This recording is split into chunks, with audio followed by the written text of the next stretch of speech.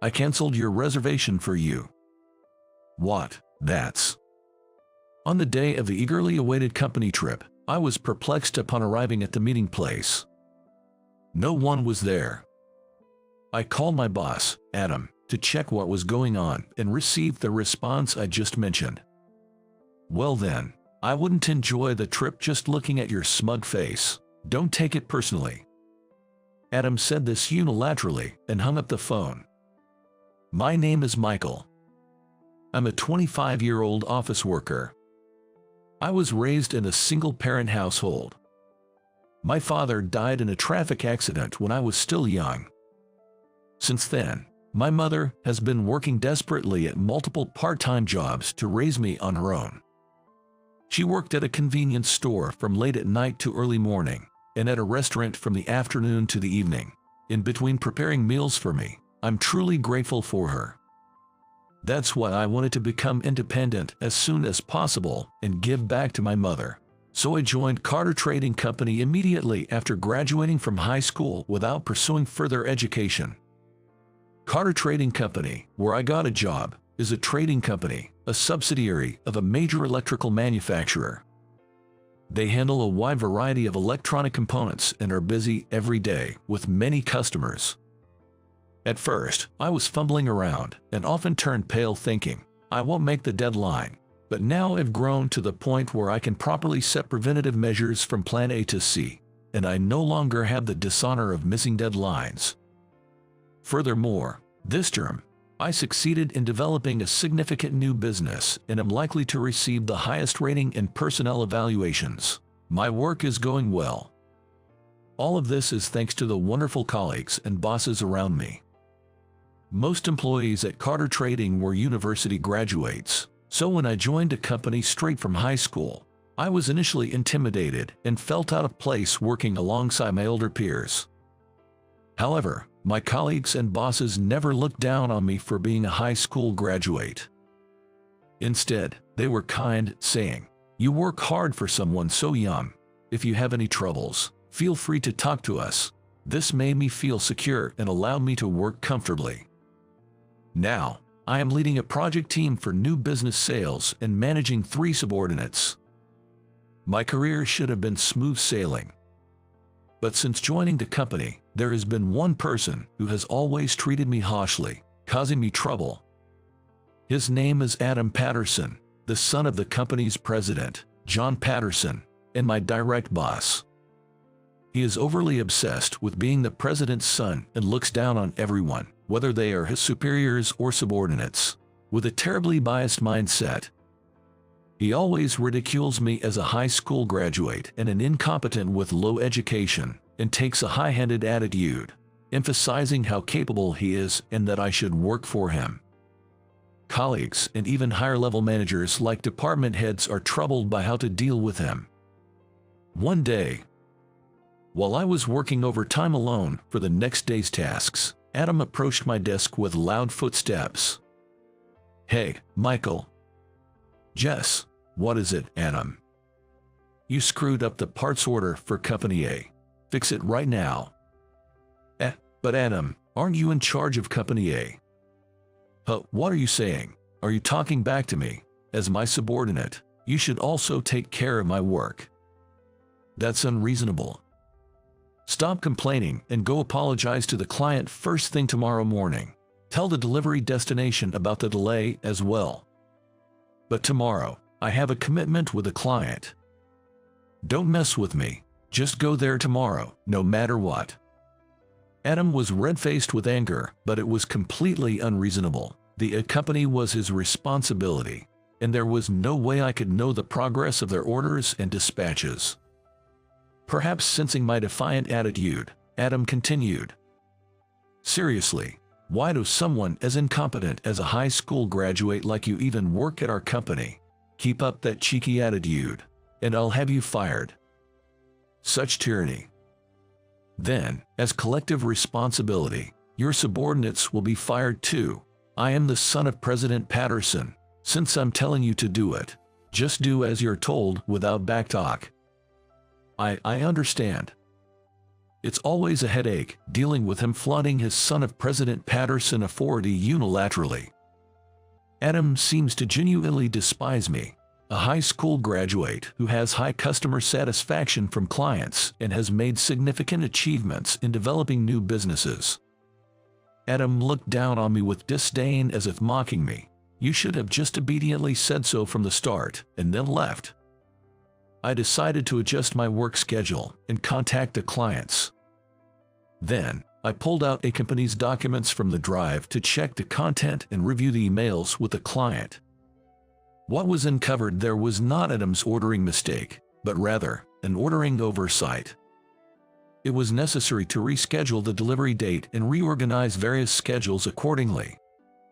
I sighed deeply, put my hand on my forehead, and started thinking hard about how to handle the situation when I thought I heard a noise from behind. When I turned around, the door of the sales department was ajar. I assumed someone from another department had passed through the corridor and didn't pay much attention, bracing myself for a long night of overtime in the dimly lit office, alone in front of my PC. Several weeks after that incident, there was a plan for all Carter Trading employees to go on a trip. Apparently, Mr. Patterson had planned and budgeted for this trip as a form of employee recreation. Mr. Patterson, who had built this trading company from the ground up, was a capable leader and a person of virtue, almost unimaginably different from his son, Adam, and was highly trusted by the employees. The travel destination chosen by Mr. Patterson for everyone to enjoy was Colorado. It was a historic resort, well located near the center of Colorado, where everyone was free to go sightseeing during the day as they pleased. Although I wasn't very keen on the idea of a company trip, I decided to join when I realized my best friend from high school lived in Colorado. His name was Jason. I immediately called Jason to tell him about the trip to Colorado. When I asked if we could meet during my free time, Jason was very pleased and we made a promise to meet. Such an opportunity was precious, as I wouldn't usually have the chance to visit otherwise. I hadn't seen him since I celebrated his graduation from high school, entering college, and living on his own.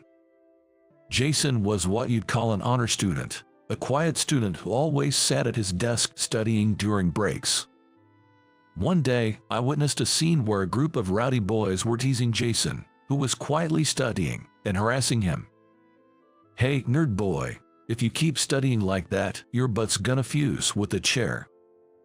That's ridiculous. Just leave me alone. You're so boring. You don't play around because you're always studying, so you must have a lot of money, right? Give it to us, we'll use it for you. Stop it." Jason was surrounded by 3 male students, his face tense. Without thinking, I twisted the arm of one of the students who was about to grab Jason and stepped in to help. "Hey, cut it out with the stupid stuff." Oh, Michael. No, it was just a joke. Don't get so mad. Even as a joke, it's in poor taste. Don't ever do it again. All right, I get it. Having been raised by a single mother and often teased about it, I had a bad look in my eyes and was frequently challenged to fights, but I always stood my ground and won, which made the rowdy guys fear me. When I glared at them, the entire rowdy group ran off with their tails between their legs. Jason was very grateful for that incident, and that's how we started talking and became good friends. Despite coming from different family backgrounds and having different goals, Jason and I strangely clicked and got along very well. At that time, I was desperate to get good grades to secure a decent job to reassure my mother, but I wasn't very good at studying and was struggling with things I didn't understand. When I shared my troubles, Jason said, "If I can help," and started teaching me. "Hey, Jason, there's something I don't get in math. Do you know how to solve this?" "Oh, for that you use this formula." "Ah, I see, thanks. You really are amazing, Jason." "It's nothing really." "Well, the university you're aiming for is super tough. Are you sure you should be spending time on my studies?" "Of course. Besides, teaching others deepens my own understanding, so I'm grateful." Haha, I see. That's good then. I'll even raise my grades for the recommendation letter for job hunting. Go for it. Your mom has been so thankful for the study sessions that she treated me to some delicious meals. I really hope your job hunting goes well and makes her happy. That's the plan. I want to make life easier for her as soon as possible, but I also want you to succeed in your university entrance exams. Just make sure not to overdo it. This is how we hit it off and began studying together. We visited each other's homes, studied at McDonald's or family diners during our breaks, and even played games together. Thanks to Jason, my high school life was very fulfilling. Remembering those days, I looked forward to reuniting with Jason and continued to work hard. On the day of the trip, I packed my suitcase and prepared gifts for Jason, then headed to the station. I arrived a bit earlier than the meeting time, but not a single one of the more than 30 employees was there, leaving me dumbfounded. I rechecked the email from Adam, but the time was correct. With a sinking feeling, I decided to wait for the others to arrive. But no matter how long I waited, nobody showed up. Reluctantly, I decided to call Adam. Adam, where are you now? Oh, Michael, what's up? What do you mean? I came to the location specified in the email, but nobody is here, so I called. Too bad, we've already left. What? You're marked as a no-show because you were late. I've even canceled your part of the hotel reservation, so don't bother coming. That's just... Well then, I wouldn't enjoy the trip just looking at your smug face. Don't take it personally. Adam unilaterally said this and hung up the phone. I had been given a false travel schedule by Adam. I was furious about being treated as a no-show for such a selfish reason, but what concerned me more was what to do about my promise to Jason. Looking forward to our reunion and thinking I could move more freely than in a group setting, I decided to travel to the destination at my own expense. When I arrived at the station, Jason was waiting for me at the gate. Jason, it's been so long. You made it, but why are you alone on a company trip? Well, let's hear it later. There's a great restaurant nearby. They serve alcohol, so let's fill our stomachs first. Yeah, sounds good. I'm starving. After celebrating our reunion, Jason and I decided to have lunch and went to a restaurant he recommended. The relaxed seating was divided by partitions, creating a space where we could talk comfortably. We ordered beers as soon as we sat down. Holding the frothy mugs that were soon brought to us, we toasted to our reunion. Cheers, the beer's great. Cheers. As we marveled at the taste of the beer, Jason asked with a concerned look, "What about the other employees?" Well, I was sabotaged by my boss and treated like a no-show. What? Yeah, he gave me the wrong meeting time. When I called, he said my part was canceled. It's ridiculous, right? That's insane. Shouldn't you report this to someone higher up? The thing is, he's the son of the president, and no one dares to say anything. If you oppose him, he threatens to fire you. What a situation. Also, I don't have a place to stay tonight. My accommodation was apparently canceled. Do you know any business hotels nearby? Forget hotels, just stay at my place. Really? Thanks. Explaining the situation to Jason made him even more upset than me, and I felt somewhat relieved. After catching up for a while, we decided to head to his apartment. He graduated from a prestigious medical school in Colorado and has been working at a university hospital since last year. When I visited once before, it was a studio apartment for students, but now it seems he has moved to a spacious 2-bedroom apartment. I was surprised by the spaciousness of the entrance when we arrived at Jason's apartment. That was just the beginning. After being led to the room, I was utterly amazed by the cleanliness resembling a model room, the comfort of the couch, and the large display of the TV. Your place is incredible. I bought a lot of alcohol, but it's so nice here I'm hesitant to open any for fear of making a mess. What are you talking about? It's in the suburbs, so the rent isn't that high. Plus, the hospital gives me a subsidy. I see. This couch is so plush, I could fall asleep in seconds if I lay down on it. Feel free to make yourself at home. While we were having such casual conversations and relaxing in our room where the intercom rang. Ah, they're finally here. Guests. At my question, Jason gave a sly smile. He unlocked the entrance, and after a while, the doorbell rang. When Jason opened the door, Mr. Patterson and Adam from my company were standing there. I've been expecting you, Uncle. And Mr. Patterson. Michael, weren't you supposed to be sick? Yeah. I was completely bewildered and couldn't help but raise my voice. Adam, who was standing next to Mr. Patterson, turned pale as soon as he saw me. Uncle, it's been a while. Please, come in. Jason, it's been a long time. I hear you're doing well. Jason warmly welcomed them into the living room. As the four of us sat on the living room sofa, I couldn't help but ask Jason about his relationship with Mr. Patterson. Jason, you know him. Jer, he is my uncle. Uncle, then Adam is. Yeah, we're cousins. What? I was also surprised to find out that Jason and Michael were friends. The reason I chose Colorado as a destination was to see Jason after a long time. Is that so? I was astounded to learn that they were Jason's relatives. Jason chuckled at my reaction, then gave Adam a stern look. By the way, Adam, what's this about treating Michael as a no-show? I heard you gave him a false schedule and excluded him from the trip. Well, it must be some misunderstanding. Don't even try to deny it. I've heard everything from Michael. You said, I wouldn't enjoy the Colorado trip just looking at your smug face. I was speechless at how low that was. That was just a joke. I never thought he'd actually not come. Jason seemed unforgiving about what he heard from me and interrogated Adam with a severe look. Listening to Jason, Mr. Patterson suddenly looked furious and glared at Adam. You did that? No, Dad. What's your excuse then? It's Michael's fault. He's always so defiant towards me. You fool.